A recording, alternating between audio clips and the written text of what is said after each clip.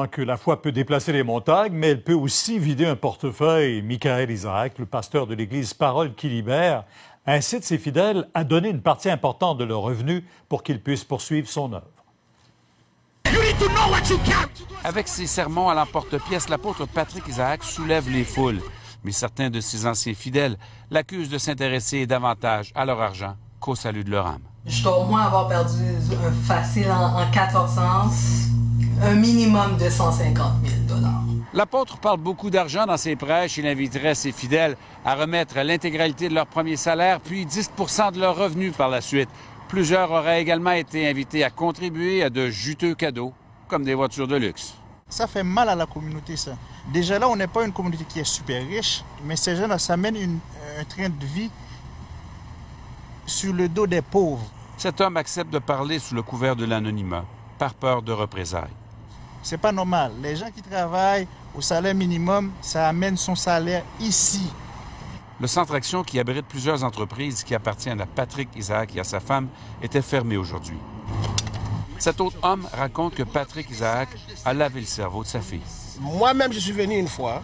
Il y avait une prophétesse qui était de Chicago. J'étais témoin. Il y avait au moins 600 personnes à 800 personnes qui étaient là. Elle a enlevé 1 000 $ dans ses mains comme ça. Elle a exigé tous les gens de donner le même montant qu'elle. Est-ce que les gens ont donné de l'argent? Oui. Il y a au moins minimum 100 machines à guichet à l'intérieur là. L'Église attire des vedettes comme Rachid Badouri ou des gens issus des milieux politiques comme Daphné Collin, candidate défaite dans le parti de Valérie Plante et qui travaille maintenant au comité exécutif de la ville. Le pasteur Steve Razier, membre important de l'Église, est aussi l'agent de Rachid Badouri.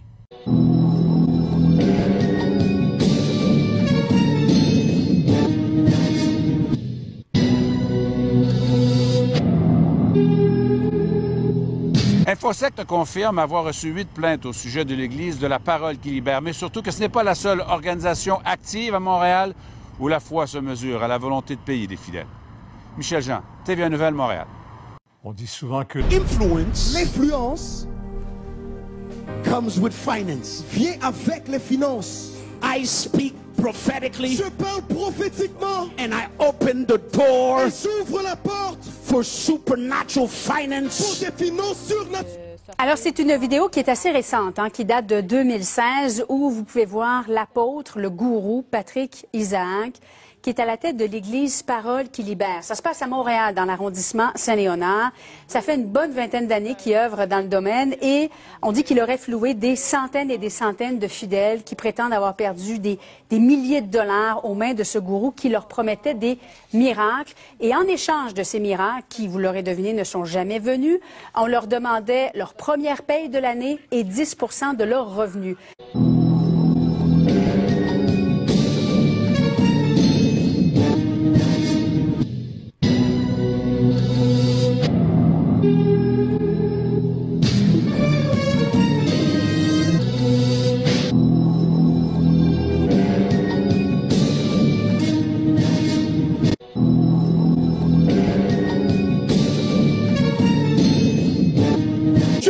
On revient sur ces révélations du Journal de Montréal au sujet de l'Église Parole qui libère et ses dirigeants, notamment Patrick Isaac, celui que vous voyez.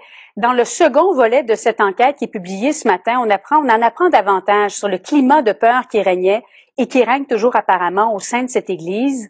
La quasi-totalité des anciens fidèles et des témoins questionnés par le Journal de Montréal ont confirmé avoir vu l'apôtre Patrick Isaac humilié, prophétiser du malheur aux membres qui ne donnaient pas suffisamment de l'argent ou qui songeaient à quitter même l'Église. L'ex-hockeyeur Georges Larac qui explique, lui, avoir vu des gens donner de la monnaie dans la quête. L'apôtre Isaac aurait alors pris les sous dans le fond du panier, les aurait lancés dans la foule en déclarant d'un ton insulté que c'est pas avec des sous qu'on bâtit une église. L'apôtre Isaac aurait alors pris les sous dans le fond du panier, les aurait lancés dans la foule en déclarant d'un ton insulté que c'est pas avec des sous qu'on bâtit une église. C'est pas avec des sous qu'on bâtit une église. C'est pas avec des sous qu'on bâtit une église. Jésus n'aime pas les jetons. Hosanna. Jésus n'aime pas les jetons. Hosanna, Hosanna, Hosanna, Hosanna, Hosanna. Jetez, jetez. Hosanna, Hosanna, Hosanna. Jésus n'aime pas les jetons. Hosanna. Jésus n'aime pas les jetons. Hosanna. Jésus n'aime que les billets. Hosanna. Jésus n'aime pas les jetons. Hosanna. Mais Jésus n'aime pas les jetons. Hosanna. Alléluia. Hosanna. Hosanna. Hosanna. Hosanna. Hosanna. Hosanna. Hosanna. Hosanna. Hosanna. Hosanna. Jésus adore les billets. Oh, Jésus n'aime pas les jetons. Jésus n'aime pas les jetons. Oui, Jésus adore les billets. Hosanna. Hosanna. Hosanna. Hosanna. Hosanna. Alléluia. Hosanna. Hosanna. Hosanna. Hosanna. Hosanna. Hosanna. Hosanna. Hosanna. Alléluia. Alléluia. L'ex-hockeyeur Georges Larac qui explique, lui, avoir vu des gens donner de la monnaie dans la quête. L'apôtre Isaac aurait alors pris les sous dans le fond du panier, les aurait lancés dans la foule en déclarant d'un ton insulté que c'est pas avec des sous qu'on bâtit une église. Il y a un autre fidèle qui est venu raconter que des prophéties de malheur étaient prononcées contre les fidèles, justement, qui donnaient pas assez de sous. Ils étaient également punis, humiliés publiquement. Et pour ceux qui osaient remettre en question les enseignements de l'Église, on leur disait qu'ils allaient avoir de graves problèmes de santé. Imaginez, on parlait notamment de cancer de la bouche.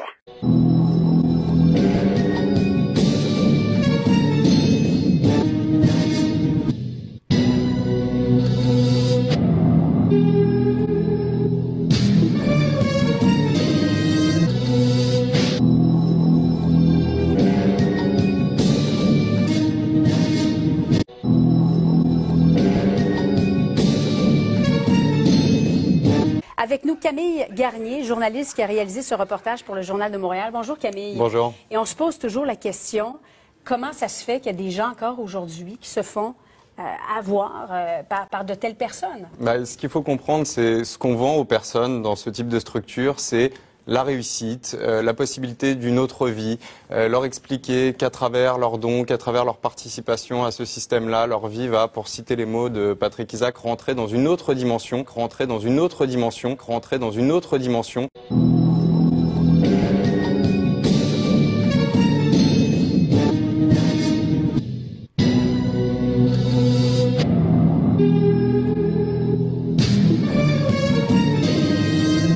Des personnes qui sont fragiles, qui sont dans des situations parfois difficiles personnellement, trouvent là-dedans une branche à laquelle s'accrocher.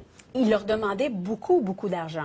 Il y a tout un système assez élaboré de dons au sein de cette structure, avec, comme vous l'évoquiez, non seulement la première paie de l'année, ce qu'ils appellent les prémices, mais aussi tout un tas d'offrandes sacrificielles. L'idée, c'est que si tu veux provoquer Dieu, si tu veux obtenir un méga miracle, eh bien, tu dois faire un sacrifice, et ce sacrifice, il est monétaire dans l'immense majorité des cas.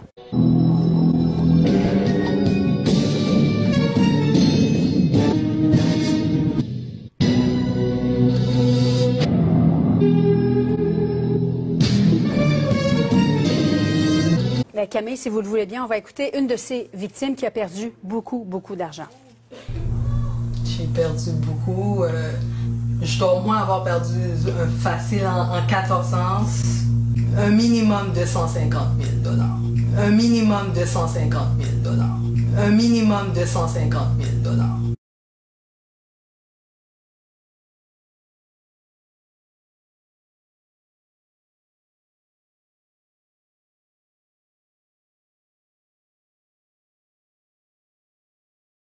En fait, je me suis même rendue jusqu'à la faillite personnelle, jusqu'à la faillite personnelle, jusqu'à la faillite personnelle.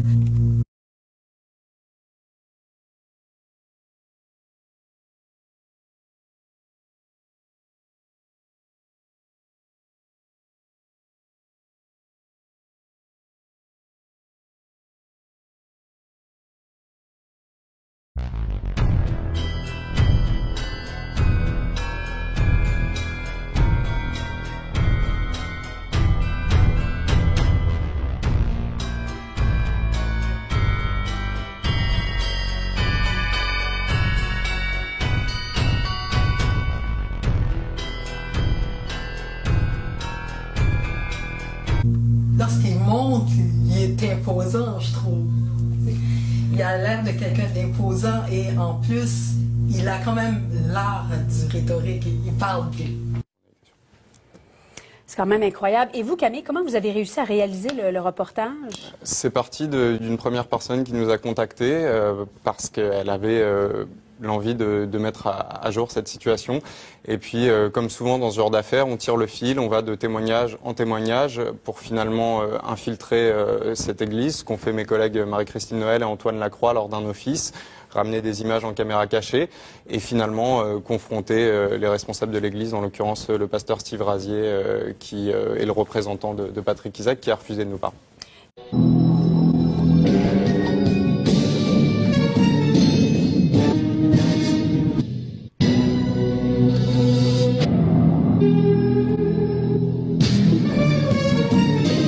Il ne peut pas y avoir d'accusation de fraude, malversation à son égard?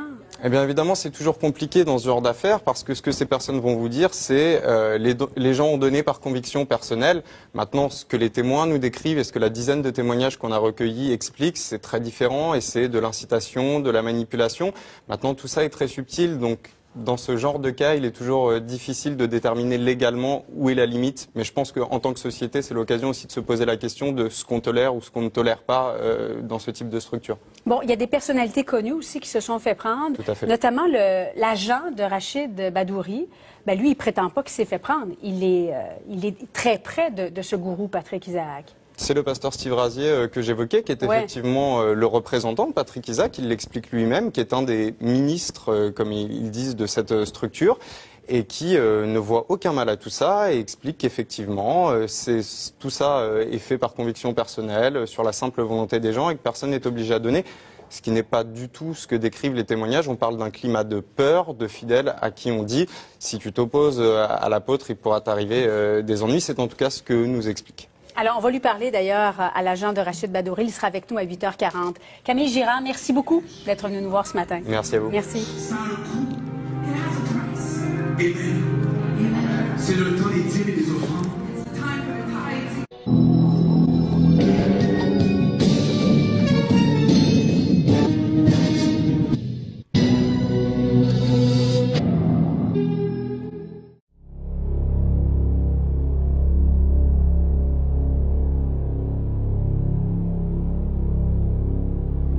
First message of this year. Le premier message de cette année. Uncensored version. You need to know who you are. Tu dois connaître qui tu es. You need to know what you carry. Tu dois savoir qu'est-ce que tu peux. You need to know how to walk. Tu dois savoir comment marcher. You need to know how you speak. Tu dois savoir comment parler.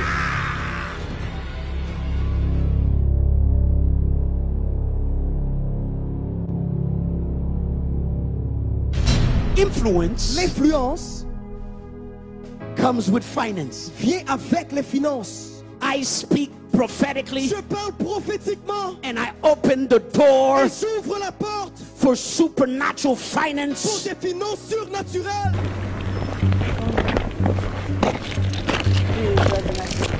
Donc Antoine et moi, on vient de sortir du centre Action. Dès qu'on est entré là-bas au centre, on s'est fait prendre en charge. Bonjour, comment allez-vous? Venez par là, la salle est là, allez-vous porter votre manteau? On s'est quand même senti bien, tu sais. Puis on sent qu'ils veulent qu'on fasse partie de la famille. Et le monde se sont levés, là, ça a bout de ça, ils criaient. C'était l'homme que tout le monde voulait voir parce qu'il était vraiment tendu. Il était habillé en noir, avec un micro en or. Tu sais, il donne l'effet là, que c'est un succès. Là, puis que si tu décides d'être là, c'est parce que tu veux que ta vie soit aussi un succès comme lui, puis tu veux réussir comme lui. Puis lui, il va te dire comment. Mais Dieu s'apprête à nous rendre.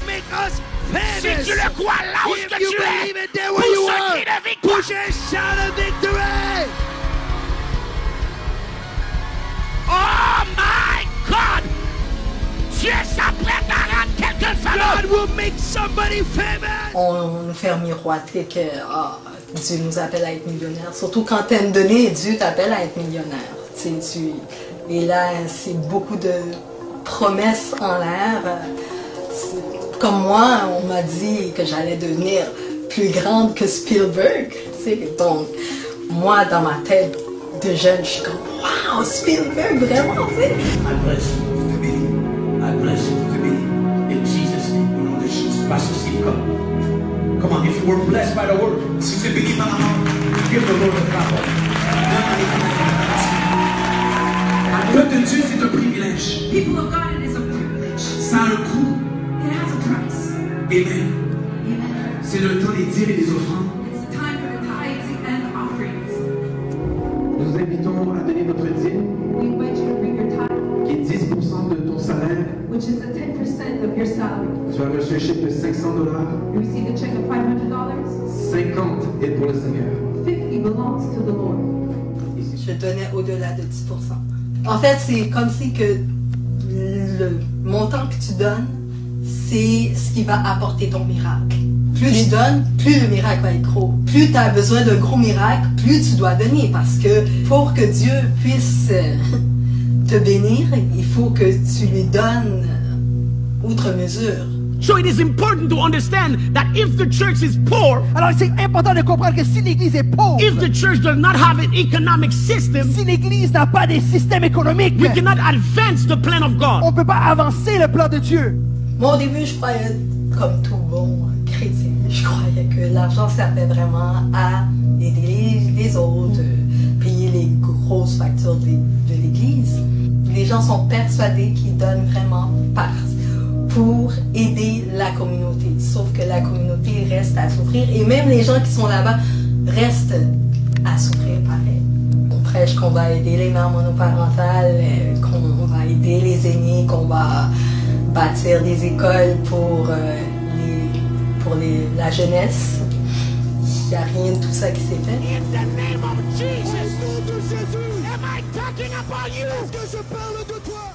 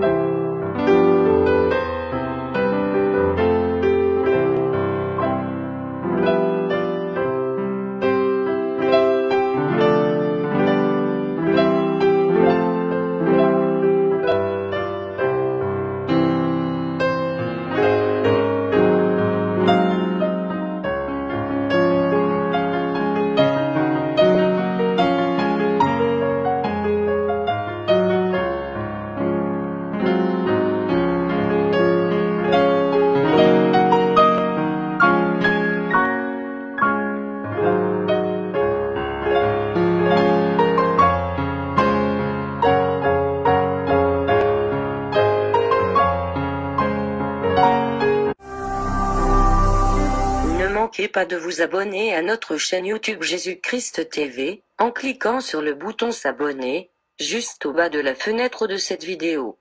Ainsi, vous recevrez automatiquement nos nouvelles vidéos, et vous ne raterez aucune. Vous connaîtrez la vérité et la vérité vous affranchira. Jean 8, 32.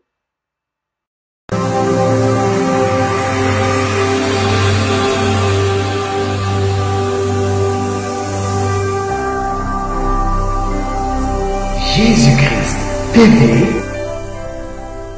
vous connaîtrez la vérité et la vérité vous affranchira.